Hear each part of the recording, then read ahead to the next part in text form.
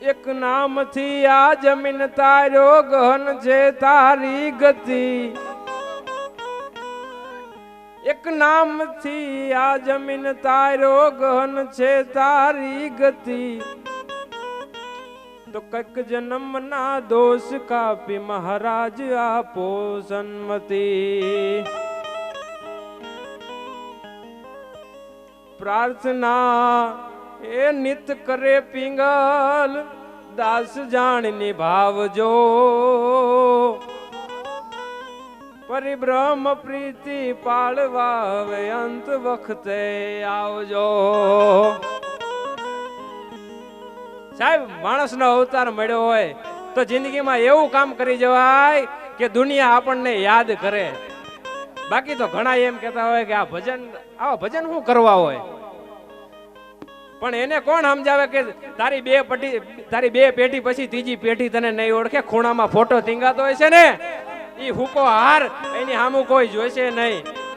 સાહેબ દાદા મારા આજી ભજન ગાય છે, અવારનવાર લોકોના ફોન આવે કે બાપુ ખૂબ સારું સાહિત્ય કરે છે, અને એમના ઘરે જે તમારો અવતાર થયો છે ને એ બહુ ભાગ્યની વાત છે। વિચાર તો કરો, એક ખટારો હાંકતા હોય અને ક્યાં આ સંતનો શેડો તો જો કે ક્યાં ઠેઠ પહોંચાડી દીધા, અને ત્રીજી પેઢીનો જો એમ કેવું પડતું હોય કે તમને ધન્ય છે તમારા દાદા જો ભજન ગાતા હોય તો તમને ધન્ય છે, તમારી જરણાઈને ધન્ય છે। સાહેબ આવો પાવર હોવો જોઈએ, બાકી તો વંડિયું ઠેકીને કૂતરાય પેટ ભરી લે છે પણ મરી જાય તો કોઈ યાદ નથી કરતું। અને કવિ કાક બાપુ કે છે ને કે મીઠપ ભરેલા માનવી જેદી જગ છોડીને જાય તેથી કાગા એની કાણ્યું ઘરે ઘરે મંડાય। હારો માણા મરી જાય ને મહાણમાં માણા નો હમાય, એમ ખુમારીથી જીવાય। જીવન મળ્યું હોય તો દુનિયાને દેખાડી ન દે કે જીવવું હોય તો આમ જીવાય।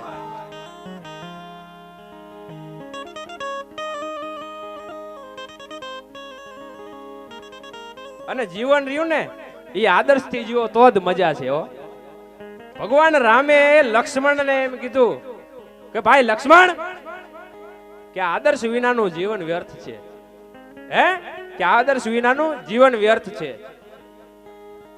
કે ભાઈ તમારી વાત સાચી કે આદર્શ વિનાનું જીવન વ્યર્થ છે, પણ આદર્શમાં જીવન વ્યર્થ બની જાય કે એનું શું? અને ત્યારે ભગવાન રામચંદ્ર પરમાત્મા એમ કહેતા હોય કે આદર્શથી વ્યર્થ બનેલું જીવન છે ને એ બીજા માટે આદર્શ બની જાય। તમારા જીવનનું આદર્શ જોઈ અને આગળની પેઢીને એમાંથી શીખ લેવી પડે, એમાંથી બોધ લેવો પડે। બાકી તો ઘણા ખીચા કાતરુના દીકરા હોય એક જણા, અને આપણા વખાણ આપણે સાંભળવા હોય ને તો આપણા મરણની રાહ જોવી પડે। એમાં જો હારો માણા મરી ગયો હોય તો હારા વખાણ થાય, અને કપાતર મર્યો હોય તો પરાણે પરાણે વખાણ થાય, પણ વખાણ થાય એ પછી આપણે બેનું વખાણ કરતા હોય કે તમારા ભાઈ જુગાર રમતા હતા પણ રમતા નીતિથી રેમાં હો આખી જિંદગી। હવે એની નીતિને 136 નો આંકડો હતો, હવે નીતિને નીને કઈ લેવા દેવા નહોતો। એટલે આવા ઘણા હોય। એક ભાઈને એટલું કીધું કે 100 રૂપિયા ઉછી ના આપો ને, હે કે 100 રૂપિયા ઉછી ના આપો ને, એ કે હું તમને બરાબર ઓળખતો નથી, હે કે બરાબર હું તમને ઓળખતો નથી, કે બરાબર ઓળખે છે એ આપતા નથી। વિચાર કરો એ આખી જિંદગી કેટલી આબરૂ કમાવી છે। સાહેબ તમારા ઘરે મહેમાન આવે, તમારી ઉંમર 50 વર્ષની હોય, તમારા ઘરે મહેમાન આવે અને તમારા દીકરાને એમ કહેવાય કે દુકાને બીડીની જોડી લેવા મોકલો, અને એમ કહો કે મારા બાપાએ એમ કીધું કે 25 રૂપિયાની બીડીની જોડી આપો, અને જો દુકાન વાળો ના પાડે ને તો ધૂળ પડી તમારા જિંદગીમાં। સાહેબ એક દુકાન વાળો 25 રૂપિયાની બીડી નથી આપતો, તમારી કિંમત તો ગણો। એટલે જીવન છે ને એ ખુમારીથી જીવાય। અને છેલ્લે એક વાત કરી દઉં કે જીવન છે ને એમાં નીતિ કોઈ દી ચૂકતા નહીં, કારણ કે જે નીતિ એ રહ્યા છે ને એનો છેલ્લે વિજય થાય। બાકી તો ઘણા નિયમ હોય કે હું ખોટું કરું છું અને કોઈને ખબર નથી, ઈશ્વર સર્વત્ર જગ્યાએ છે। એ તમે ખોટું કરશો ને, કર્મે લખા કિરદાર ઈ છઠ્ઠી ના ચૂકે નહીં, પછી હુનર કરો 1000 ઈ આખરના આડા ફરે। સાહેબ ઈ આખરના આડા ફરે।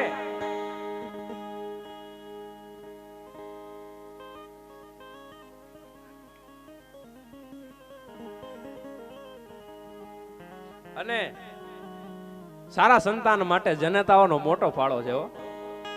કારણ કે માં હારી હોય ને તો એના દીકરાય હારા થાય. પછી રાણા પ્રતાપ હોય તોય ભલે ને છત્રપતિ શિવાજી મહારાજ હોય તોય ભલે કે પૃથ્વીરાજ ચૌહાણ થી ભગતસિંહ સુધી ને આ તમામ મહાપુરુષોને લઈ લ્યો, એ માં હારી હોય ને તો જ હારા દીકરા જન્મે. અને હવે તો સંસ્કાર છે ને એ હાલરડા દ્વારા પેલા હાલરડા ગાતા સંસ્કાર છે ને બે રીતે આવે. એક બાપના લોહીમાં ને માના ધાવણમાં, અને બીજું હાલરડા દ્વારા. આ બે દ્વારા સંસ્કાર સંતાનમાં ઉતરે. અત્યારે જો કે હાલરડા કાઢી નાખ્યા, પણ પેલા એક હું હાલરડું ની સુપ્રસિદ્ધ એક હાલરડું છે એની એક કડી સંભળાવું.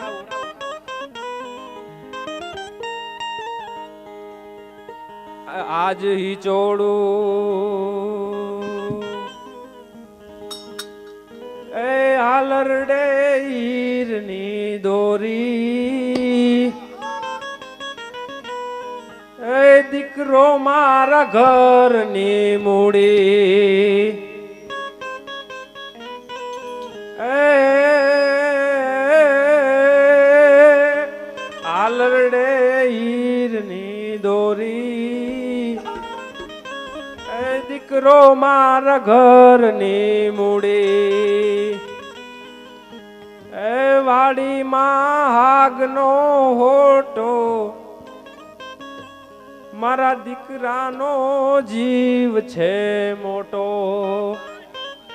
સાહેબ ઈ જ્યારે બાળપણમાં ઈ બાળક છે એ ઘોડિયામાં ઘૂઘવતું હોય અને માં કે બેન આ હાલરડા ગાતા હોય, અને આખા બાળપણમાં આવા હાલરડા ગાય, ઈ બાળક સાંભળીને જીવ છે મોટો, જીવ છે મોટો, જીવ છે મોટો. સાહેબ ઈ મોટો થાય ને એનો જીવ મોટો જ થાય, ઈ કોઈ દી ખીચા કાતરું ન થાય. એમ આ હાલરડાની તાકાત છે સાહેબ. અને અત્યારે તો બધું હવે બેનું ભૂલતા જાય છે. લગ્ન ગીત કાઢી નાખ્યા, લોકગીત કાઢી નાખ્યા, હાલરડા ભૂલી ગયા. અત્યારે તો હાલરડા ગાય ને તો આપણને દુઃખ બહુ થાય. હુડુડુડ હોઈ જા તારો બાપ બાકડો આવ્યો. સાહેબ આખી રચનાયું ને ફેલ કરી નાખી. અને અત્યારે તો પાછું નવું નીકળ્યું છે કે બેનું લગ્ન ગીત હવે ભૂલતા જાય છે ને હવે ગાવા હાટું લગ્ન ગીત ગાયક કલાકાર બોલાવવા પડે. અને પછી એમાં અમુક છૂટા છેડા લીધેલા બેનું ગાવા આવે, એ પછી ગાતા હોય કે બેની બા ડાયા થઈને રેજો રે, તો તું રહી હોત તો. સાહેબ આવું જ છે.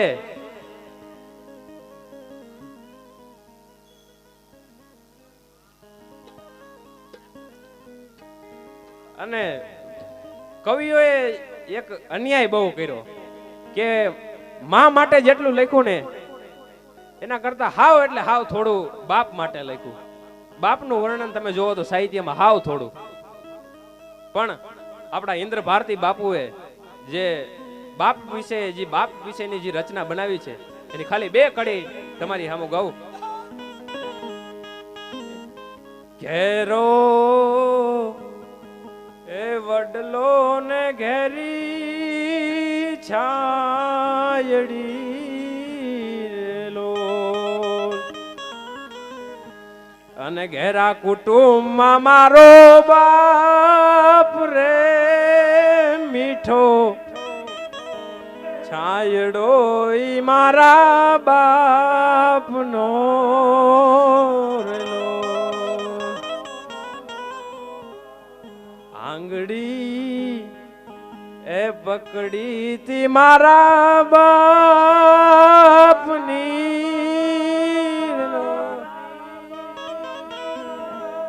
અને ચાલો તો ડગુ મગુ ચાલ રે મીઠો એ ઘેરો વડલો ને ઘેરી છાયડી રો. સાહેબ બાપ વિશે બહુ થોડા લખ્યું છે. અને પિતા કી પવિત્રતા પુત્ર में दिखाई दे. સાહેબ જેનો બાપ મરદ હોય ને એના સંતાન મરદ જ હોય. અને આપણે એક વાત કહેવાય છે કે થતા હોય ત્યાં થાય, ગમે ત્યાં ન થાય. જેનો બાપ મરદ હોય ને એના દીકરાએ મરદ થાય. છત્રપતિ શિવાજી મહારાજ એમ કહેવાય કે આ મેં હમણાં વાત કરી કે હાલરડા દ્વારા જે સંસ્કાર જે ઉતરી ગયા છે કે જીજાબાઈના ઉદરમાં છત્રપતિ શિવાજી મહારાજ હતા અને જ્યારે 85 ગૌની મંજલ કાપી અને શિવાલયમાં શિવાનો જન્મ થયો અને તલવારની ધાર ઉપર આખો હિન્દુ ધર્મને બચાવ્યો હતો સાહેબ. અને એનો દીકરો શંભુજી રાજે પણ જેના વિશે ઓછું લખાણું છે, જેના ઇતિહાસને દબાવવા માંગે છે કે શંભુજી રાજે એના મિત્ર કવિ કલશ બે એવા મર્દ ઈ મોગલોની સેનાને ધમરોડે પણ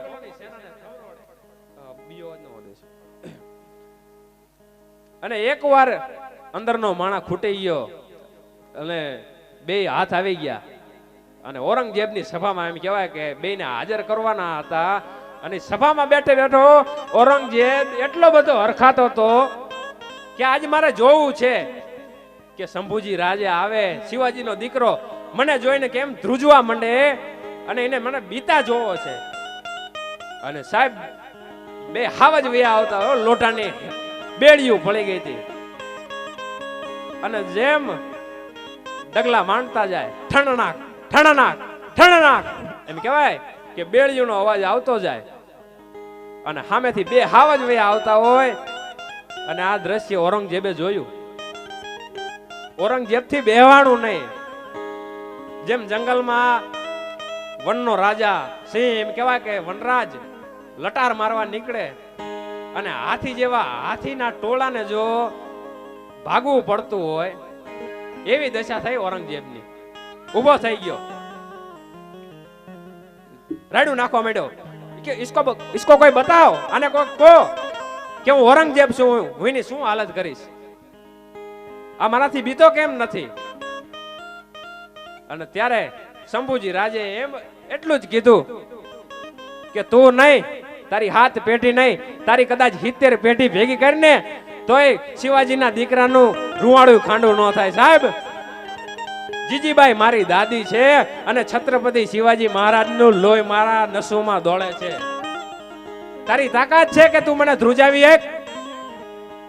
અને એમ કહેવાય કે પછી પડખે ઉભેલા માણસે એમ કીધું કે આ કવિ કલશ રહ્યા ને એ કે બહુ વીરતા ને સુરવીરતાની વાતો ને દુહાન રચના એવું બોલે છે ને પછી આ શિવાજીનો દીકરો શંભુજી રાજે એમ કહેવાય કે આપણી સેનાને ધમરોળી નાખે છે. અને ભાઈ કટાર રાખી ઘરે અને કટાર રાખી પણ કટાર કેવી કે આમ કરીને આમ ઝાટકો મારો તો હવાને કાપી નાખે અને લીલા ખડની વચ્ચે મૂકી દો તો ચકલા પાણી વરાય ચાંચું મંડે બોળવા અને એની ધાર ઉપર રૂની પૂણી મૂકો અને ફૂંક મારો ને તો સાહેબ રૂ ગોથું ખાતા રૂના કટકા થઈ જાય. આવી કટાર ગળે રાખી હો. અને એટલું કીધું કે હવે ત્રેવળ હોય તો હવે ગા સુરવીરતાને વાતું. અને સાહેબ આમ કરીને આમ જોયું તા તો કટાર ઉતરી ગયો, લોહીનો ફુવારો થયો, બે હામા હામી દાંત કાઢે છે. અને ત્યારે કવિ કલશે કીધું કે યાવન રાવણ કી સભા અને બાંધો શંભુ બજરંગ. યાવન રાવણ સભા બાંધો શંભુ બજરંગ, તબ તપ તેજ નિહાર કે તખત તજો ઔરંગ. હે શિવાજીના દીકરા, તારું તેજ જોઈ અને ઔરંગઝેબ દીકરો સિંહાસન માથેથી ઊભો થઈ ગયો. જેમ રાવણની સભામાં હનુમાનને બાંધીને લાયા હોય ને એમ આજ ઔરંગઝેબની સભામાં શંભુજી તને બાંધીને લાયા છે ને એ મને એવું લાગે છે કે રાવણની સભામાં હનુમાનને બાંધીને લાયા હોય. અને ભાઈ કવિ કલશનું ત્યાં મૃત્યુ થઈ ગયું. અને પછી એમ કહેવાય કે કવિ કલશને એટલા બધા જુલ્મો કરવામાં આવ્યા. એક વાત કરે કે તું તારો ધર્મ છોડી અને અમારા ધર્મનો સ્વીકાર કરી લે. પણ શિવાજીનો દીકરો શંભુજી રાજે એક જ વાત કે કોઈ દિવસ બને નહીં. અને ભાઈ આંખું પડી, હાથના પગના નખ કાઢ્યા, આંગળીઓ કાપતા ગયા અને એક વાત કરતા જાય કે અમારા ધર્મનો સ્વીકાર કરી લે. પણ કોઈ દી બને નહીં એટલું કહેતા હાથ પગ ધીરે ધીરે શરીરના અંગો કાપતા જાય અને કહેતા જાય સાહેબ 42 દિવસે મૃત્યુ પામ્યા હતા, પણ હિન્દુ ધર્મ નતો છોડ્યો. સાહેબ આવા વીર પુરુષોના આપણે વંશજ છીએ, આપણે હિન્દુ છીએ ને એનો ગૌરવ કરો સાહેબ. આ હિન્દુ તત્વ